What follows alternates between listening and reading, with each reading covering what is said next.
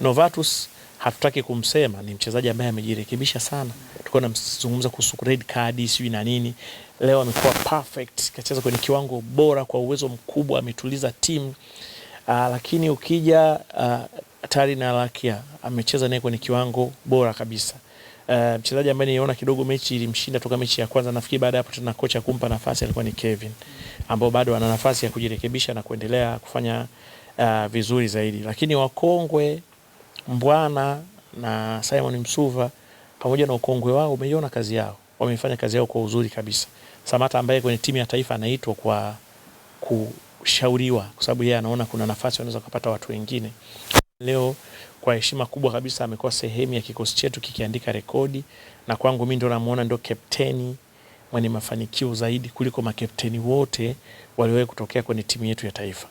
Amefanya kazi yake kwa weledi mkubwa, ameshirikiana na wenzake vizuri kabisa. Kwa hiyo ni wachezaji ambao niseme wamekuwa na msaada mkubwa sana. Hata wengine ambao wamepata nafasi kidogo kidogo, umemwona Mwalimu kwa kuingia, baadaye amepata nafasi. Wakongwe Kapombe na Mohamed Hussein wameendelea kuwa sehemu ya msaada mkubwa kwenye kikosi chetu, na nidhamu ilikuwa kubwa. Na nilisikia inawezekana habari za juu kwamba, sijui kama mnalijua hiyo, kwamba ukiingia top 16 inatoka $800,000.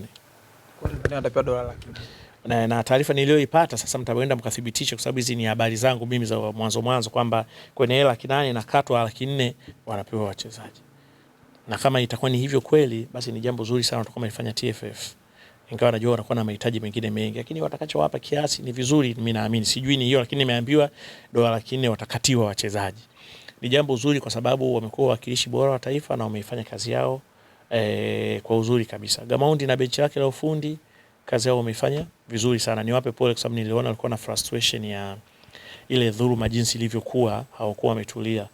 Lakini kwenye football wakati mwingine katika kukua unakutana na haya mambo, na wakubwa wanakuwa na nguvu zao sehemu nyingine mbalimbali. Lakini waacha, kwa sababu wanakwenda kubakia wakubwa wao kwa wao. Na kama Morocco watacheza walivyocheza dhidi ya sisi, na waona kabisa wana nafasi ya kufanya vizuri zaidi. Jembe, moja kauli ilizua taharuki ni ya kapteni Bwana Ali Samata kusema huenda AFCON hii ni AFCON yake ya mwisho. AFCON ya nyumbani kuna asilimia kubwa asiwepo kwa sababu ya kupisha vijana wenye damu changa watoe kitu kipya tofauti na yeye. Watu wakaona mbona kama Samata bado anayo nguvu ya kucheza kwenye AFCON ya nyumbani, ingawa yeye mwenyewe haioni hiyo nafasi ya kucheza nyumbani. Kwanza mimi namuunga mkono, ametumikia timu ya taifa kwa muda wa kutosha. Lakini na ungeniambia ni mshauri, ningemwambia avute subra. Tuone vipi atakuwa kwenye hali gani itakapofika 2027. Unajua ni mwakani tu. Hii ni 2026. Kwa hiyo ni mwakani. Siwe na haraka, kwa sababu inawezekana uwepo wake ikawa ni sehemu ya hamasisho kwa vijana na waliopo pale, au confidence kwa waliopo pale, kwa sababu trust me, mimi nilikuwa natembea Morocco, nimevaa t-shirt yangu moja imeandikwa Tanzania. Kokote unapokwenda, trust me, yani wao wanaojua wachezaji wawili tu wa Tanzania. Nashangaa hata Mwalimu kacheza Morocco lakini walikuwa wamtaji. Wanakuambia Samata Msuva, Samata Msuva. Tanzania Samata Msuva, Msuva Samata Dangerous. Wao watu wao ndio wawili. Samata ni nembo ya mpira wetu sisi Tanzania. He's a legend kwenye mpira wetu. Kwa hiyo tumpe muda tusikie kama atakuwa hawezi kucheza, lakini timu yetu ikoje na wakati utakao kuwepo na kocha atakayeita, kama ni Gamondi au mwingine, kama itakuwa anahitajika sana, ndio kumshawishi, kwa maana ya sisi mashabiki na wadau kumuomba aje, hawezi kumalizia kwa sababu ni AFCON ya nyumbani. Lakini kama atakuwa amesimamia msimamo wake, pia tunapaswa kumheshimu, kwa sababu kabisa ili swala la kusema yeye anataka vijana wapewe hiyo nafasi, huu nafikiri kama mwaka wa 3 amekuwa kila mara yeye anasisitiza nafasi wapewe wengine, na kuitwa kwake imekuwa mpaka washauriane naye. Toka kipindi cha Morocco, bana Samata wenjo na kuhitaji kidogo na nini, imekuwa ni hivyo. Lakini nasema hivi, tukiona tunamhitaji na inahitajika, tunaweza kumshawishi. Tukiona amesimamia msimamo wake, basi tumheshimu na kumpa heshima yake, kwa sababu atakuwa ameaona kilicho sahihi, na yeye ndio mtu wa kwanza anaweza kaona kilicho sahihi kupitia anachotakiwa kukifanya yeye. Jembe, AFCON inakuja ni yako wetu. Nini tujifunze kama mashabiki kwenye kusupport timu yetu kama ambavyo imekuwa kwa upande wa mashabiki wa Morocco? Mashabiki wa Morocco wametuzidi mbali sana. mashabiki wetu wa Tanzania sisi tumekuwa bora tunapofika swala la Simba na Yanga. Lakini kwenye swala la kusapoti timu ya taifa tumekuwa tuko nyuma sana. Mfano mimi nikwambie kwenye mechi ya Tanzania na mechi ya pili Tanzania na Uganda. Kulikuwa kuna grupu moja la mashabiki wa Morocco wanaunga mkono Tanzania, kuna shabiki moja la upande wanaunga Uganda. Yaani vurugu ya wale wanaunga Uganda na wanaunga mkono Tanzania. Ilikuwa inachangamsha uwanja sana.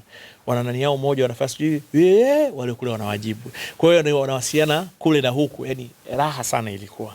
Lakini mechi yetu na Tunisia 1-1. Yaani ilikuwa kelele ya mashabiki wa Morocco ambao wameungana na mashabiki wa Tanzania. Hauwezi kuamini. Amazing. Ambao tungekuwa sisi wa Tanzania tusingeweza kushangilia vile. Na walikuwa wanatunga mkono sana. Sasa wao wakienda kushangilia wanaamini kushangilia mpirani ni unatakiwa kushangilia. Timu wanazoziona pale sio Morocco na wao hawawezi kukaa uwanjani bila kushangilia. Kwa hiyo wakienda uwanjani wana choose side. Kwa hiyo ya kwanza mimi natamani mashabiki wa Tanzania tusisubiri kwamba sisi timu yetu haijacheza tumekaa tu nyumbani. Twende tukajaze uwanja kwenye mechi nyingine. Alafu tuchague timu. Kama tunachagua Mali, watu washangilie Mali, mwingine ashangilie Burkina Faso. Kama mtu atakuwa na mapenzi na timu fulani, labda mchezaji wa klabu yangu yuko timu hii, labda mimi nampenda tu mchezaji fulani au napenda kitu fulani kwa nchi fulani, tunafanya viwanja vinakuwa vina vibe. Kwa sababu tuliona kwenye CHAN tuweza kuona kisingizio kwa sababu wachezaji wengi sio maarufu sana. Lakini kwenye AFCON nafikiri tunabidi tubadilishe ile mentality, na nitoe maoni yangu na mawazo. Niliona kipindi fulani mfano kama sisi tulivyochaguliwa kwenye kamati, mfano kuna watu hawakuchaguliwa kwenye kamati. Sasa wakazadi kama vile wamesusa kwa hata kwenye kamati yenyewe hatupo. Kwa hiyo usipokuwa kwenye kamati basi huwezi kuhusika na kitu chochote cha kuongelea mpira. Nafikiri wanaume tuache magubu, hayapendezi. Na tunapokuja kwenye swala la kitaifa magubu sio mazuri. Na hamna kamati inaweza kachaguliwa ikawa na watu wote tu, yani Tanzania nzima wote mkaa kwenye kamati, ni jambo ambalo haliwezekani. Wewe unaweza kaitwa kwenye kamati hii, mtu akaitwa kwenye kamati hii, lakini lengo likawa ni kusaidia taifa kufanikisha jambo, kwa sababu jambo linakuwa ni la kitaifa. Kwa hiyo turudi wote tushirikiane, tuwashawishi mashabiki waweze kwenda kwa wingi viwanjani. Na Morocco safari walikuwa na system nzuri sana za hata utoaji wa tiketi. Tiketi zangu zote mimi nimeingia nazo zilikuwa kwenye simu tu hapa. Kuna app moja inaitwa CAF Tickets. Kwa tickets zile unakuwa unatumiwa tu hapo. Kwa hiyo ukitumiwa tiketi yako hapo na approve, ukifika pale uwanjani nampa simu yule mhusika, anaipunch tu, mimi naingia zangu na narudisha simu yangu. Kwa hiyo kuna mfumo ambao imetumika Morocco, nafikiri sasa hivi ni vizuri na sisi kujifunza kwa ajili ya AFCON yetu inayokuja ili kija tuwe tayari. Lakini miundombinu wao ilikuwa bora zaidi. Nafikiri niwe kuzungumzia wakati nilipoenda Morocco mwaka 2003 kwa ajili ya ukaguzi wa viwanja na vitu vingine.